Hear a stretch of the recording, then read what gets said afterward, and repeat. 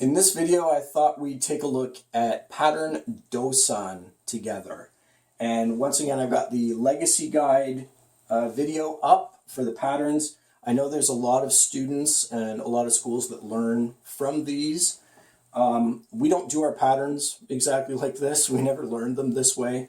So there are going to be some differences here and there, some minor, some philosophical differences between the schools. And I'm going to point out some of those differences as we go along. So here's pattern Dosan. So we'll start this one off. So again, we don't dip down and come back up before throwing a punch. It's not necessary. His back fist side strikes, he doesn't have any snap on them. And so again there, we don't bob up and down.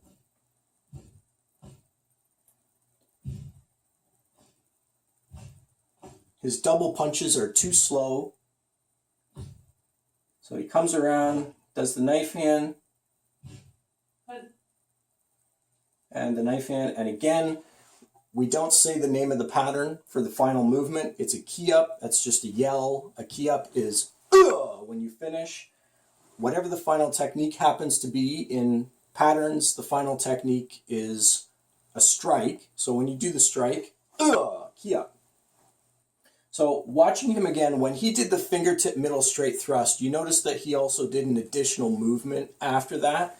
So he did the fingertip middle straight thrust, and then he pushed forward afterwards. The idea behind this technique is you've already struck the person on the fingertip middle straight thrust when you're here like this. You've already struck the opponent. What you're supposed to be doing next then, the idea is that somebody has grabbed your wrist and you're breaking free of the grasp. But to do that, you're not going to push forward to break the grasp. You're going to turn your hand over and you're going to bring it downwards to break free. So you don't come forward like this and push to break the hold. You turn your hand over and go down and then pivot into the back fist strike, back fist side strike that follows. So if you watch this again, he doesn't do that.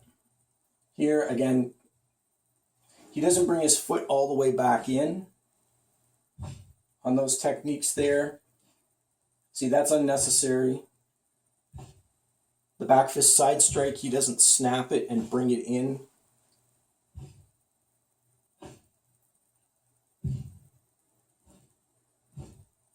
And those double punches should be 1-2. So kick, 1-2 on the double punch.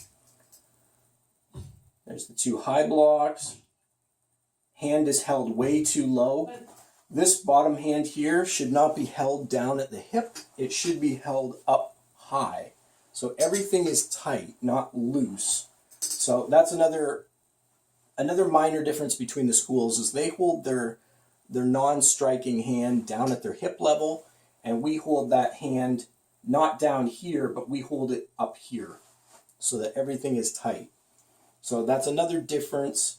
I know it's a minor difference, but when you see that I'm doing the patterns a particular way, it is for a reason that I'm doing them that way. It's not that I'm not aware of how they do their patterns and I'm making mistakes in the pattern. It's that I'm doing them specifically a particular way because that's how my instructor taught me. And my instructor was one of General Choi's original students. So my instructor was taught by this guy. So anyway, and another minor difference here is even just looking at the picture, when he's standing there with his hands apart, another minor difference, the hands are supposed to be touching. So again, I won't get into all the reasons of why that is the case, but your hands are actually supposed to be touching. And when you finish the patterns, you don't just bring your hands together and stop at the end of the pattern.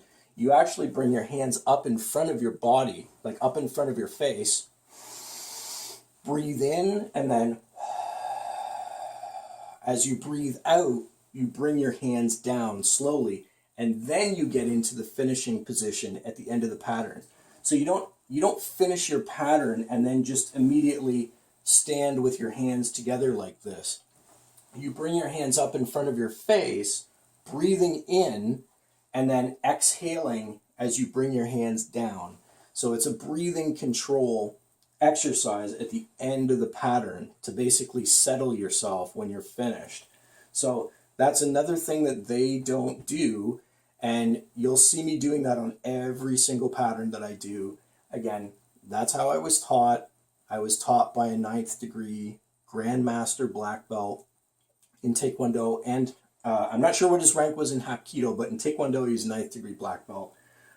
He was also trained in Hap-Ki-Do, and he was one of General Choi's original black belt students, and the first person to have a school in Canada. So again, I'm going to believe him over what I see in the video. So anyway, till next time, stay tuned for another video.